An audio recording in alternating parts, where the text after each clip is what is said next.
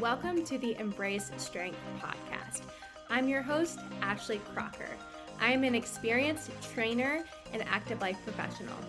I work with people who are struggling with nagging pain to get back to the activities they love without fear of re-injury.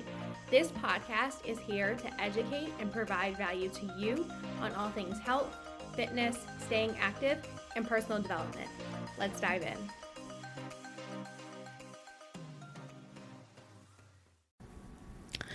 Hello. Welcome back to the pod. Today, I'm talking about the 3 phases of rebuilding after pain and what most programs skip. I'm excited to get into this because it is a topic that not enough people talk about fully or have knowledge around fully. And let's just dive right in. So, this is for the person who has finished physical therapy or you've done some phases of rehab, but you're still scared to lift like you normally do. You're back in the gym, but you are holding yourself back, or, maybe you are having some nagging pain again and you're just like pretending that it's fine. You're just you have these things that's like, I feel like that's kind of something, but you're ignoring it. You might be about to have a flare up and here is what you might be missing in your program. Okay. So the first part of this is, do you know the root of what's going on? Not just your symptoms and how you feel, but why you were feeling that way. So if you did go to PT or you're dealing with some pain, like what's limited, where in your body needs some attention and more range of motion or strength. Most people don't even know the answer to this question, and it's really important to know that so you can come up with a plan to strengthen it, to make it better. You can't just go into this stuff blindfolded without really knowing what's actually going on in your body. So finding the root, don't chase your symptoms. Find out what's limited, what needs strength, and just some simple movement tests can tell you so much about your body. So that's like part 1 of this. Even if you've been to PT, because a lot of PTs, a lot of physical therapists don't even know anything about exercise progression, all right? Not the majority, but I'm talking about traditional insurance-based physical therapists don't know much about exercise progression. So just because you went to physical therapy, don't assume that you're doing the right things or have a full picture of what is really going on. All right. Phase 2, or part 2 of this, is going to be build the foundation. So this is where, from part 1, we have these results from assessments and testing. We know why you are feeling the way that you are. Now we have all these puzzle pieces we need to put together into a program to rebuild your foundation, the foundation of movement. So an analogy that I really like to use with clients and when I'm teaching coaches is that think about when somebody's not having pain at all. They're just baseline foundation is strong. When somebody's having pain, their foundation is broken and they're in the basement, right?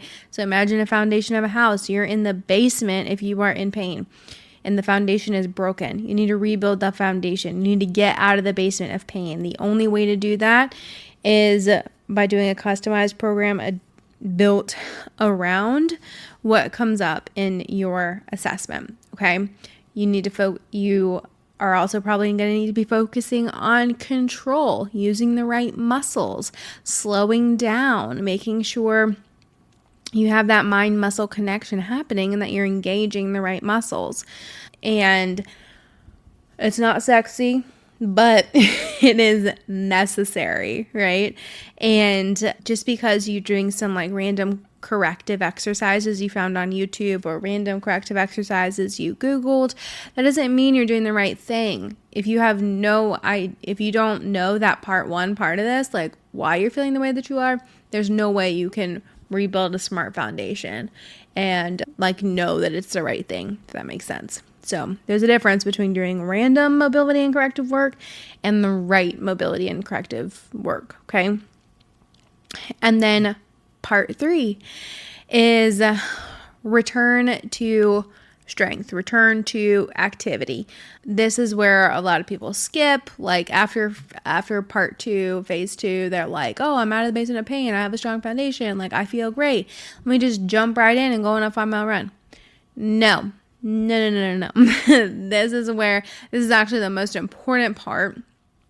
One of the most important parts, whatever. I feel like they're all important, but like you can't just stop halfway, right? Especially when it comes to this, especially if you want to get back to running, to hiking, a specific sport, a specific activity. There are other progressions you need to be doing after you get out of the basement of pain, after you've gained some new range of motion. Like you need to build strength on top of that. You need to do specific progressions to prepare you to go and do that activity. You need graded exposure to that thing while you still have a coach, and smart progression so that you don't backslide. This is where a lot of people can tend to backslide if they they stop doing their customized program too soon. They didn't fully, quote unquote, finish this. Well, you have a high likelihood that your problem is going to come right back after a few months. And so it's so important to finish this out.